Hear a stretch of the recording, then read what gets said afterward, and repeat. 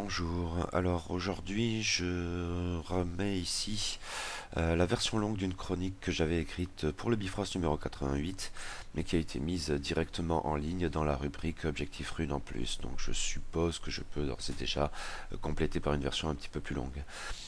Cette critique, du coup, ça va être celle du Rêveur illimité, qui est un roman de J.G. Ballard, en anglais The Unlimited de M Company. C'est traduit de l'anglais par Robert Louis. C'est paru aux excellentes éditions Tristram dans la collection Souple. Le roman originellement datait de 1979, mais là il a été édité en français cette année, réédité, et il fait 242 pages. L'excellent éditeur Tristram approfondit encore son catalogue ballardien déjà conséquent et comprenant nombre de merveilles. Au premier titre, l'intégrale des nouvelles en 3 tomes, Vermilion Sands, La Foire aux Otracités, etc. Nouveau titre dans la collection Souple, donc, 2 romans qui m'étaient jusqu'alors passés sous le nez, Le Rêveur illimité et Le Jour de la Création.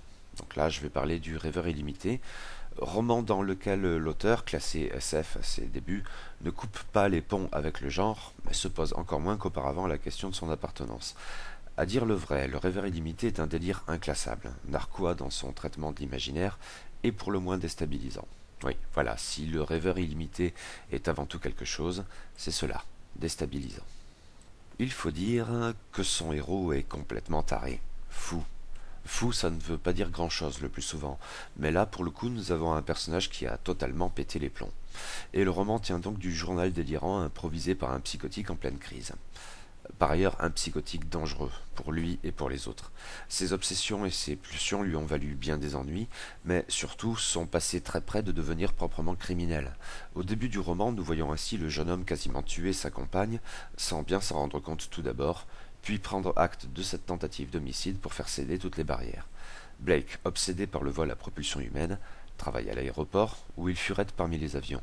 Il décide alors sur un coup de tête de voler un Cessna pour mettre quelque distance entre la police et lui. Mais voilà, il n'a aucune expérience du pilotage. Et si le décollage ne semble pas lui poser trop de problèmes, le moteur surchauffe pourtant et en vol, l'appareil prend feu. Beck, en tant bien que mal, oriente l'appareil sur la banlieue de Londres et se prépare au crash imminent. L'avion s'écrase dans la Tamise. Par miracle, Blake survit à l'accident et gagne la rive à la nage, où il est accueilli par une petite troupe de banlieusards interloqués. Sauf qu'à les en croire, les choses ne se sont pas passées ainsi. Ils ont assisté à l'accident, et ils sont tous formels. Blake a passé plus de 10 minutes sous l'eau. De toute évidence, il n'a pas pu y survivre. Pourtant, il est là, et bien là. Que faut-il en conclure? Est-il mort? Et ceci n'est-il qu'un ersatz banlieusard et britannique de délire dickien? Un certain nombre d'indices vont en ce sens, qui tirent même le roman vers la parodie. Difficile de ne pas penser à Ubik quand on lit Croyez-moi, Blake, depuis hier, j'ai la sensation que ce n'est pas vous qui êtes vivant, mais nous tous ici qui sommes morts. Ce qui constitue une autre piste. Il pourrait y en avoir bien d'autres, dont celle du mensonge généralisé qui, dans sa paranoïa, serait également fort dickienne. Blake est obnubilé par cette question, on le comprend. Mais une réponse s'avérera bientôt très satisfaisante à ses yeux, comme à ceux, à vrai dire, des banlieusards. Il est un dieu païen, ou un messie, en tout cas, plus vraiment un homme, car il a vaincu la mort. Davantage qu'un prophète, et ceci même en prenant en compte ses très nombreuses visions hallucinées de l'avenir. Avant cette épiphanie, notre aviateur du dimanche doit cependant appréhender son nouvel environnement. Il n'a pas le choix puisque, pour des raisons qui lui échappent, il ne peut pas quitter Shepperton. À l'instar du héros de l'île de béton, il est coincé dans une zone urbaine relativement restreinte et ne dispose d'aucun moyen pour en sortir. Et Shepperton, la banlieue de Londres où Ballard lui-même vivait, plus ou moins reclus semble-t-il, et qui figure dans plusieurs de ses œuvres à l'obsession périphérique, n'est pas le plus riant des endroits. Tapie entre l'autoroute et la Tamise, elle a pourtant quelque chose d'un havre, d'autant que la massive bâtisse victorienne, qui attire tout d'abord les regards de Blake, s'avère un hôpital, où exerce notamment la charmante doctoresse Myriam St. Cloud, qui suscite bientôt le désir de notre pilote aux manches volubiles. Sa mère, Mrs. St. Cloud, guère moins, ceci dit, mais ça, j'y reviendrai. En attendant, la faune de Shepperton comprend quelques autres phénomènes notables, dont l'austère père Wingate, qui s'occupe de la paroisse, ce filou de Stark, qui est l'homme de toutes les bonnes affaires, pour ne pas parler de combine, ou encore les 3 inséparables enfants handicapés, David le Mongolien, Jamie avec ses prothèses, Rachel l'aveugle.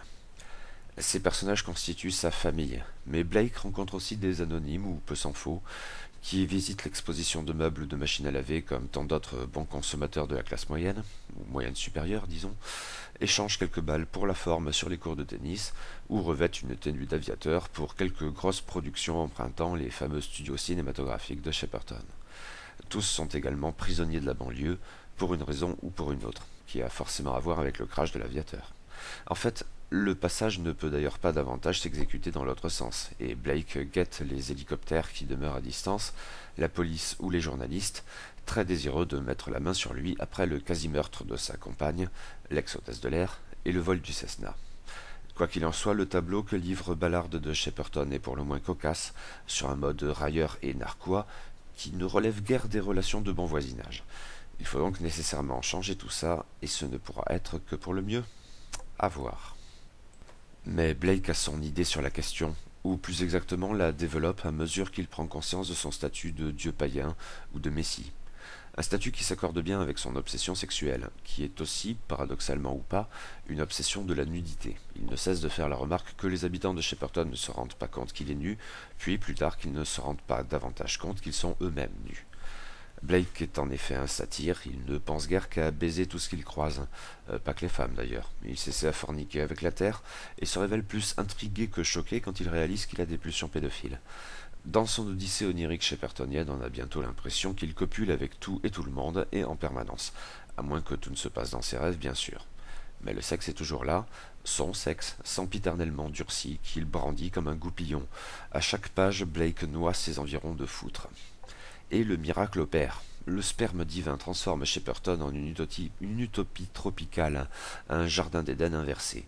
Ces flots de semences génèrent des murailles de bambou et des jungles plus qu'incongrues sur les berges de la Tamise. Chacune de ces très nombreuses éjaculations, qu'il s'agisse d'onanisme ou de fornication, et de rêve ou de réalité, produit des oiseaux tropicaux ou autres dans le plus invraisemblable et bariolé des zoos. Et les habitants de Shepperton en redemandent.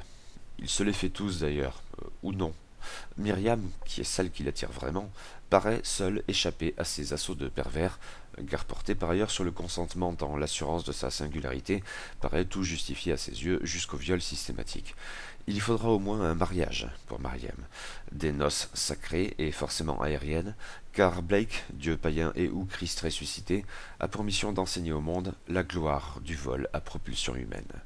Au monde, mais d'abord à Shepperton, la cage deviendra ainsi émancipatrice, en prélude à la juste conversion de la planète entière à l'évangile satyriasique de l'aviateur.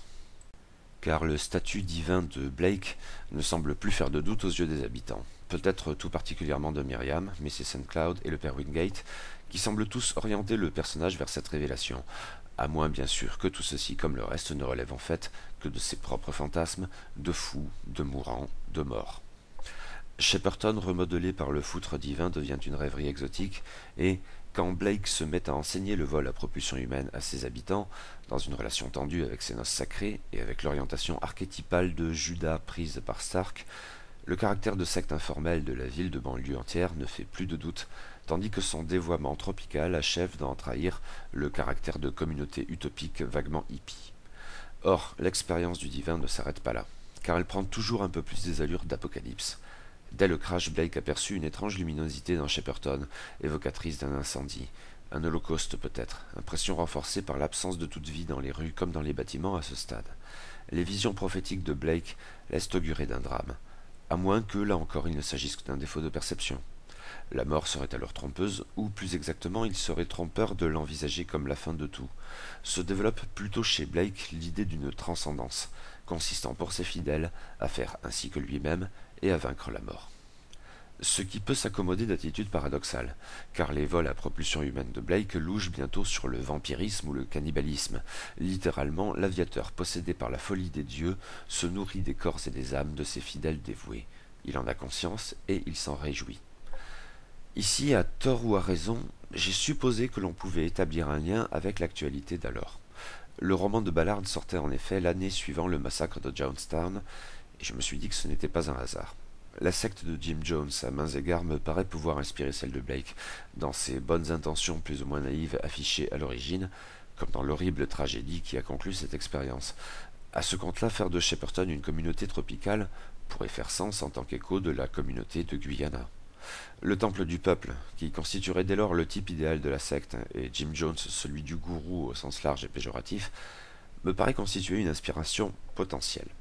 Et même le satyriasis de Blake pourrait s'expliquer au crible des nombreuses accusations portées à ce propos contre Jones.